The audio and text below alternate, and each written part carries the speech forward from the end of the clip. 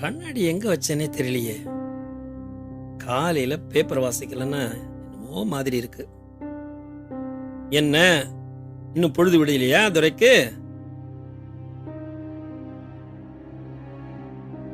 படிச்சு முடிச்சு மாச கணக்காச்சு, இன்னும் வேலைக்கு போற மாதிரி தெரியல.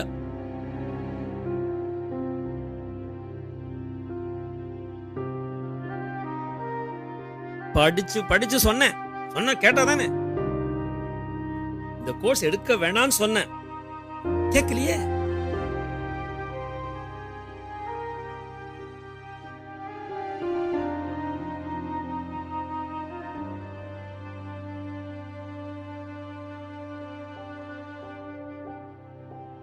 இந்த காலத்துல பிள்ளைங்களை வளர்க்கறதுக்குள்ள போதும் போதும் ஆயிருது.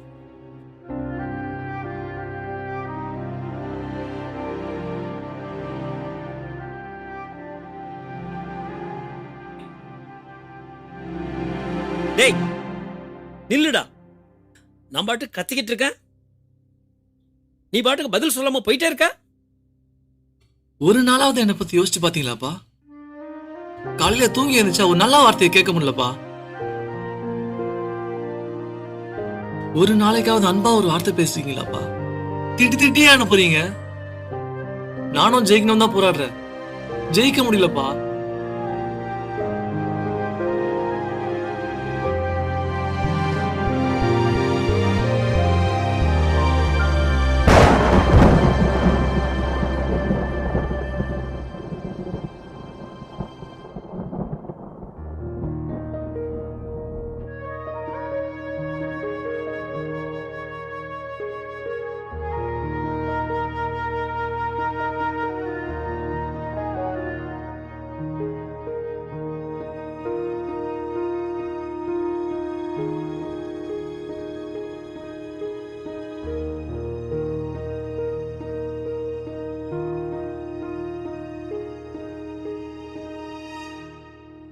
நான் எப்பயுமே உன்ட்ட கோவமா பேசிக்கிட்டு இருக்கிறேனோ?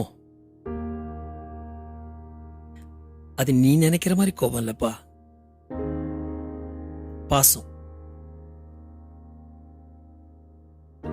நீ நல்லா இருக்கணும்ன்றதுக்காகப்பா இப்படி பேசுறோம்.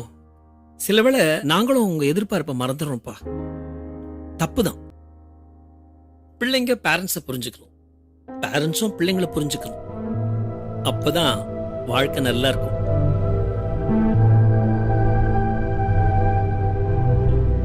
இதுக்கு தானாப்பா இவ்வளவு நாளா என் மேல கோவப்பட்டீங்க? இதை முன்னாடியே சொல்லிடலாமேப்பா. பரவாயில்லப்பா, நான் ஏதாச்சும் தப்பா பேசியிருந்தா என்ன மன்னிச்சிருங்க. இப்ப நீங்க சொன்ன ஒரு வார்த்தை போதும், நான் ஜெயிச்சுட்டு வரேன். உனக்குள்ள 1000 திறமையை கடவுள் வச்சிருக்கிறார். எந்த சொல்லுறதை விட்டுறாத. நீ ஆசைப்பட்டது வேணா நடக்காம இருக்கலாம், ஆனா கடவுள் நினைச்சது கண்டிப்பா நடக்கும். ஜெயிச்சுட்டு வாப்பா.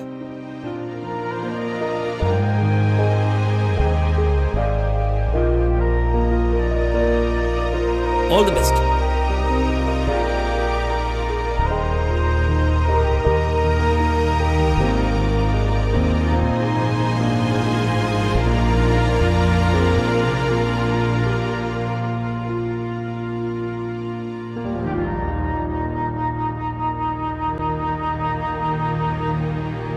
இந்த ஒரு வார்த்தைக்காகத்தான் காத்திருந்தான்.